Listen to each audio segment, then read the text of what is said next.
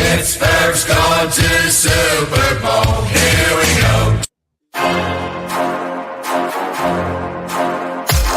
You're tuned in to House of Yinzer, a Steelers podcast by Steelers fans for Steelers fans. With your hosts, Allison Kohler and Leanne Lohman. Without further ado, here we go. Let's go! Let's go! Go!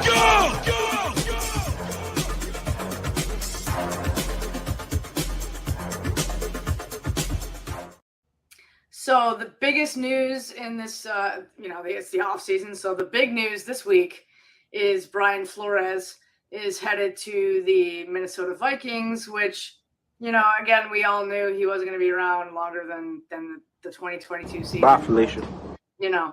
Bye, Felicia. Exactly. But, it would have been nice if he'd have stayed and we'd have gotten some comp picks, you know what I mean? Like, hang out for another I don't know. year, I didn't expect that to happen. I kind of hoped my best case scenario was that, we did what we talked about a week or like last podcast or whenever that was about possibly having this free up some money from some sort of an offensive type genius to come in and maybe help support improving that offense a little bit more. So maybe that's something that could happen. I'm glad for the Vikings. I mean, I think they got a great coach in Flores, and they're, the team put together a good run to the playoffs this year, and it was their defense that really held them back. So if anybody can help the Vikings out, it's Flores. I think he'll be a good fit there. And I hope that this leads to the head coaching job that he really deserves to have. Yeah, amen, sister. I did a graphic about the breaking news when he left, and then I put above it, I did it too to get reactions, but I also think that it's true. I said maybe he wants to win a Super Bowl. You know what I mean? And it's like, it's true, because I do think, like, somebody was like, oh, Kirk Cousins never going to win a Super Bowl, which he's probably not going to, but you're right. I thought the same exact thing. I was like, dude, they were a defense away from being in this weekend's game. Totally. Yeah. You know what I mean? Really. Yeah. Right. They had the best results that they've had in a while. You can say what you want about Kirk Cousins, but with that offense that he had and those weapons, Justin Jefferson and some of those other players he had, he didn't need to be Tom Brady. The issue they were having was not on offense. So all of these people keep saying, well, Kirk Cousins isn't a Super Bowl winning quarterback. Well, he didn't need to be, but they needed the defense to be that good, and they're not. Yeah, and he also hasn't had, you talked about the weapons that he has, you know what I mean? He also hasn't had the weapons. I mean, he had Justin Jefferson last year, stuff like that, but it's like, come on, like, they're really building the team around Kirk Cousins, and I think it's, it's nice to see, I guess. Yeah, they've done a good job. Fly, Eagles, fly. That's who I'm rooting for this weekend is Philadelphia, so. Adam Thielen. Yeah, he was my go-to fantasy football guy, man. He was but he was injured though. I think he got injured this year, right? I think he fell off according to Blake. Well, yeah, he fell off, but I also think he was also injured. So, but anyway, so Brian Flores, gone, whatever. It would be nice if they brought in an offensive guy. Hopefully they'll do that.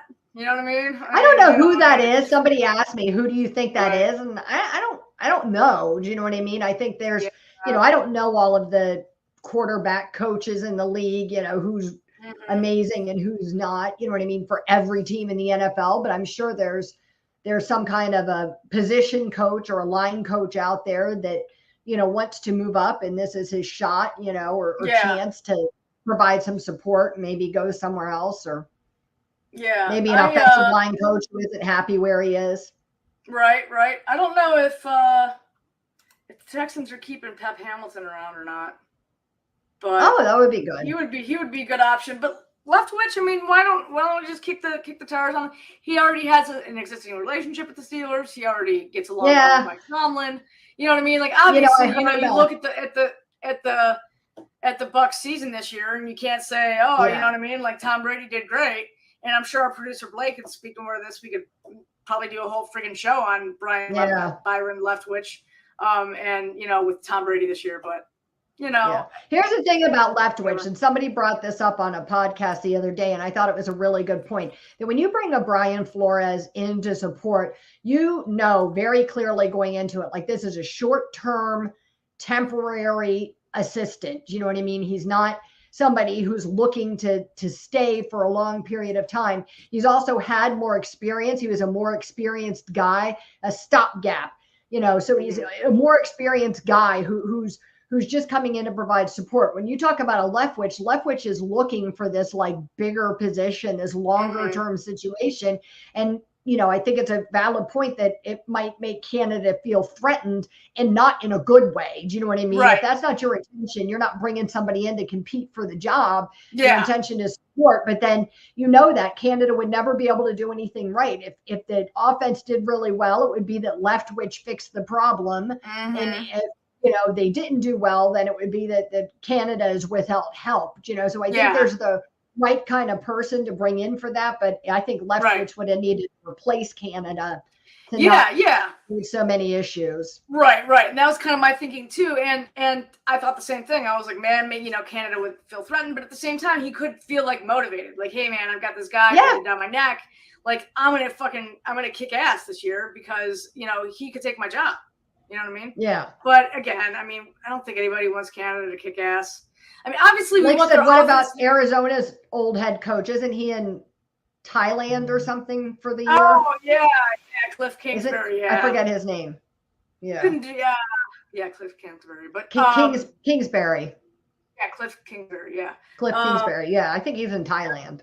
Yeah, no. So I don't know what I was saying before that, but yeah. I mean, we want the Steelers offense to do well, but I don't know that we want them just to teeter on kind of, you know, almost there, because if they have any success this year, if something like this year happens next year, do we really want Canada to be around again? Like, do we really want them to get a new contract? And I almost wonder, like, you know, just kind of them keeping him this year sort of makes you wonder about how loyal they are to Matt Canada. Like, maybe there's something more there that we don't know about, but, you know, hopefully not. Maybe. I think I think it's wishful thinking, but you know, he had a year left on his contract. The team did make significant amount of progress after the bye week. Do you know what I mean? Right. It would be wrong to not give him some credit for that improvement. And and you know, the Steelers are that kind of organization that kind of stands by their man. You know what I mean? They had selected him.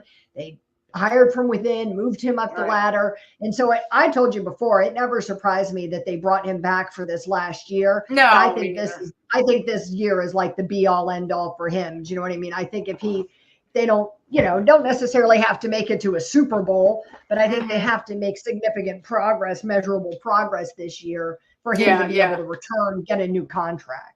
Yeah, I think the PM team on 93.7 The Fan was saying something like the last coach assistant coach that they got rid of, who still had time on their contract, I think was Kevin Gilbride. I think they said Kevin Gilbride retired. Whoa, like, it's been a long time. Yeah. You know what I mean? So for whatever reason, and also Aditi Kinkhabwala made a really good point in terms of the Roonies and their money.